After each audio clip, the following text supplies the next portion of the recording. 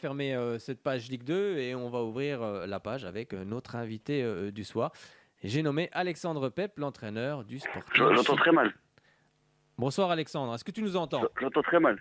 Ah, t'entends très mal. Attends, on va essayer de monter un peu le son. Pila, est-ce que tu nous entends mieux? Bon, tout d'abord, bonsoir Alexandre.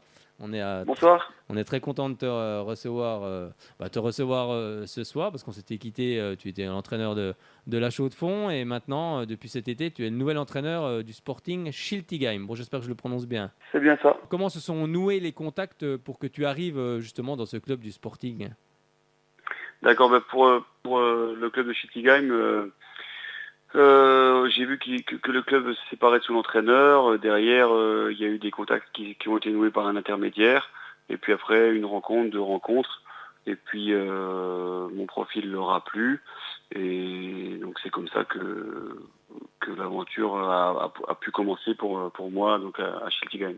Alors c'est vrai que ce club évolue en National 2 cette saison, c'est bien ça? Oui, le club a évolué en National 2, donc ça fait 4 ans maintenant qu'ils ont accédé au National 2. Et bon, il y a eu deux saisons tronquées par le Covid. Oui. Et ouais, donc effectivement, c'est le niveau National 2. Et justement, quelles étaient les ambitions des dirigeants pour justement cette saison, peut-être les saisons à venir? Donc les ambitions, disons que la saison dernière avait très mal commencé puisque le club était dernier après 9 journées. Bon, la saison s'est terminée avec le Covid. Donc il y a eu donc à l'issue de cette saison beaucoup de départs. Donc 19 arrivés au mois de juillet Ah oui. de joueurs, 3 joueurs de la saison dernière qui restaient. Donc il y a eu un grand chamboulement. Donc l'unique objectif cette saison c'était le maintien. Ouais. Et aujourd'hui on est 9e. Donc on est dans les temps de passage de ce qu'on veut faire. C'est pas évident quand il y a beaucoup de joueurs qui arrivent comme ça et de départ, il faut trouver de la complémentarité et des automatismes justement Ouais, avec tous ces joueurs. exactement. Ça c'est voilà, déjà il faut trouver un état d'esprit puisque à l'arrivée au mois Mm. de juillet, très peu de joueurs se connaissaient, peut-être Ouais. de nom, mais en tout cas ne se connaissaient pas. Donc il faut faire un groupe, il faut constituer un groupe, il faut constituer ensuite un projet de jeu. Tout ça prend du temps et c'est vrai qu'avec ce groupe-là, ça a vite pris. Et aujourd'hui, on est assez satisfait des résultats qu'on a jusqu'à maintenant. Et je pense qu'on est encore loin de tirer la quintessence de cet effectif. Oui, parce que pour le moment, c'est 3 matchs sans défaite avec les 2 dernières victoires donc en championnat et puis cette qualification face à Colmar en Coupe de France. Ouais, c'est ça, on est sur une bonne série. Disons qu'on avait commencé avec 3 matchs nuls. Ensuite, on a fait une victoire. Derrière, on a perdu 3 fois de suite. Mais Oui. franchement, sur des scénarios qui ont été vraiment cruels pour nous. Donc, les contenus de match étaient très bons sur ces 3 défaites, paradoxalement, donc au résultat. Donc, on n'a pas paniqué par rapport à ça, puisqu'on savait qu'on était sur le Oui. bon chemin. Et depuis, on a enchaîné 2 victoires en championnat, une à Beauvais, et puis une la semaine dernière contre Salnois-Saint-Gratien. Et puis ce week-end, donc on s'est qualifié pour le 6e tour de la Coupe de France en s'imposant 2-0 à Colmar, qui est le favori de la poule N3 Grand Est.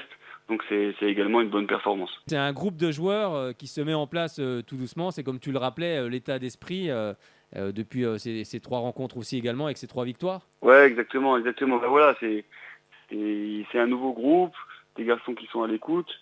Et c'est vrai que l'apprentissage se fait plus rapidement dans la victoire, on va dire. Oui. Mais on voit également des choses dans la défaite.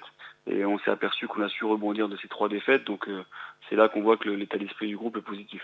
Dans ce groupe, tu as deux anciens Byzantins comme Rami Elkach et puis également Valentin Revoy Oui. qui sont arrivés et qui font sans doute du bien aussi du côté de la défense.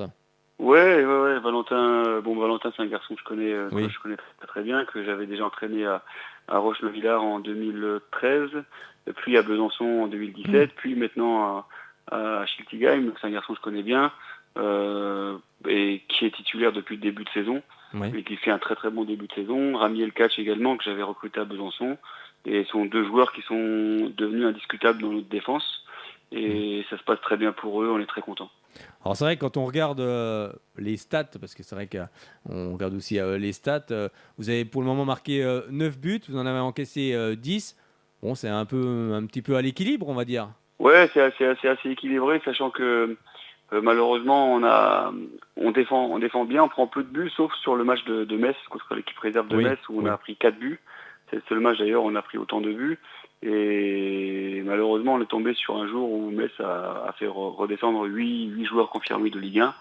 Donc là, vous jouez plus contre la réserve de Oui, Metz, mais vous jouez oui. contre l'équipe bis de Metz. Donc c'est beaucoup plus compliqué. Donc ces 4 buts-là, ils sont à prendre, on va dire, entre guillemets. Oui. Mais sinon, c'est vrai qu'on défend bien. On a encore un petit déficit au niveau offensif qu'on essaie de combler. Et c'est pour ça également qu'on est à la recherche d'un profil offensif encore, qui sera la dernière retouche du mercato. D'accord. Alors, prochain match, ce sera du côté d'Épinal, c'est ça, en championnat? Exactement, on se déplace samedi à 18h du côté d'Épinal. Merci beaucoup, Alexandre, d'être intervenu ce soir, malgré les problèmes de son. On en est vraiment désolé. Ouais, merci beaucoup, merci à toi Fred. En tout cas, c'est toujours un plaisir de vous avoir à la radio. Et puis j'en profite pour faire une petite dédicace à mes neveux qui m'écoutaient là ce soir, donc Joris et Aloïs. Donc je les embrasse fort. Et puis merci beaucoup Fred, et puis à très bientôt. De rien, on te suit toujours dans les différents clubs où tu vas aller. C'est un plaisir pour nous. Ça marche, avec plaisir. À bientôt. À bientôt, Alexandre. Merci, à bientôt, merci.